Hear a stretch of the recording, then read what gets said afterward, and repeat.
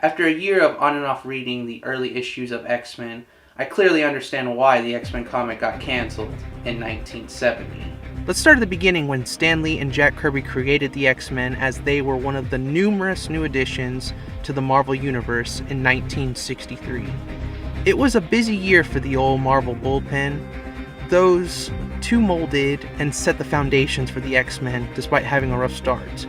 But all is forgiven due to Marvel's previous track record. I think Stan and Jack started getting a good grasp on these characters and setting in issue number 3, when they had the team more established. They gave Hank McCoy his trademark way of speaking and creating a X-Men villain familiar to longtime fans, the Blob. Issue number 4 is when the book hit the big time, or was at least fairly popular, catching on with readers when they introduced the Brotherhood of Evil Mutants. From X-Men number 4 through number 11, they were a reoccurring antagonist, with Wanda and Pietro being reluctant to the overall cause, but Wanda owed a debt. Someday I'll talk about some of the events that happened during these 7 issues, but that's a video for another time, true believers. Jack Kirby slowly hopped off the book after issue 11, but that's probably because he was already swamped with other books like the Fantastic Four, the Avengers, Tales of Suspense entries with Captain America, among other comic books. Stan also slowly hopped off the book too, but not before co-creating the Unstoppable Juggernaut, Bolivar Trask, the Sentinels, Master Mold, and Mimic, also known as Calvin Rankin. His last X-Men story was issue 19.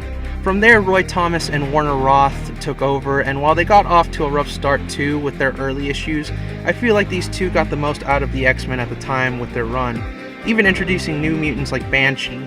We even got X-Men Origin short story excerpts starting in issue number 38. Roy Thomas's first run ended on probably the best story arc that the X-Men were a part of at the time, with X-Men number 43 through number 45 and ending with Avengers number 53. That was probably the high point. Not the most iconic storyline or anything compared to X-Men number 4, X-Men number 12 and 13, or X-Men number 14 through number 16, but definitely the best written and most exciting. Then starting with issue 46, the decline began. Now, I have to give credit to Gary Frederick and then Arnold Drake for having good ideas like the X-Men splitting up, taking separate assignments in duos, or going solo, and the artwork being consistent with Warner Roth and Don Heck splitting up art duties, then handing the reins to Jim Steranko, who stylized the hell out of the art for a couple issues, and then giving it to Barry Smith. So, there's good concepts, the artwork is still good, so what happened? The problem was the execution wasn't that good. There was numerous good concepts that were thought up of, but the execution wasn't doing these ideas justice. So in the end, the story feels wasted because it didn't hit the mark. I hate seeing potential lost, but that wasn't the only reason why the book faltered. The stories weren't memorable, and if your stories aren't striking a chord with the reader, then you're not doing something right. Gary and Arnold made some decisions that made me scratch my head and ask, why? Why did they drop the potential conflict of Jean having to go to a different school and not having time to join the X-Men, along with the cast of characters that were seemingly dropped from that subplot, and Hank and Bobby no longer having girlfriends when they were all happy and together in issue 46. That's the last time, as far as I know, that we see Zelda. Then he falls in love with Lorna Dane a couple issues later, like Zelda didn't even exist previously. If you were going to end the subplot with Zelda, the very least you could have done is end it with a nasty breakup. Most of the time when these characters went on a date, an altercation would happen where Bobby had to ditch Zelda to save the day as Iceman. Maybe she gets tired of getting ditched and sees it as Bobby not liking her and breaks it off with him.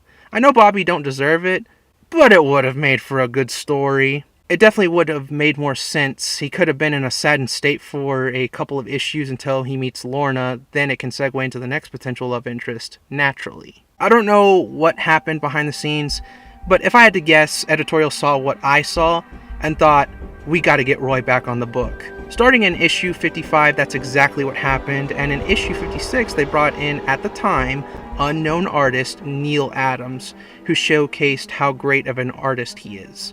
The man was turning in artwork that was unseen at the time.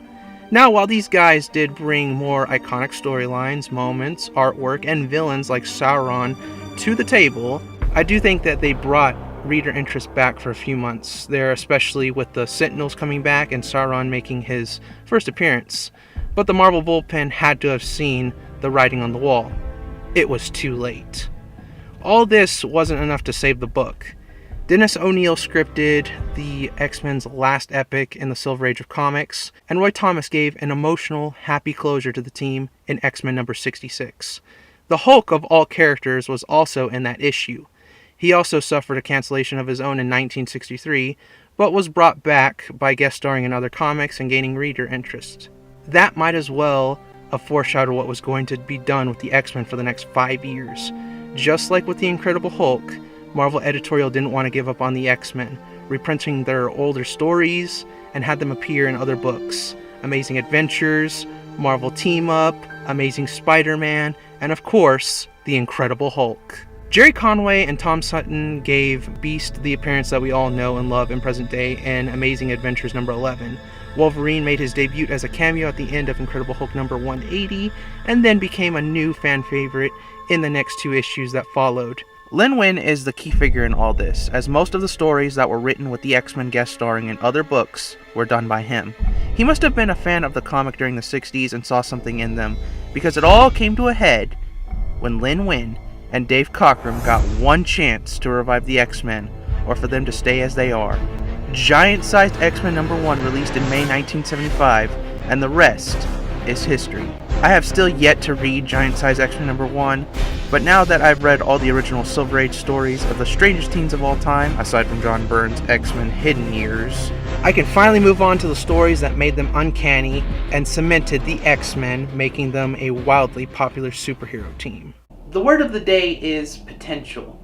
Stan Lee and Jack Kirby saw it when they first created these characters.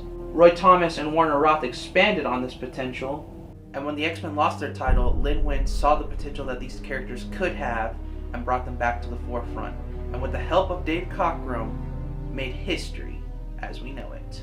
I'm Lena Mars of the MCA Productions crew, and as always, true believers and newcomers alike, Excelsior!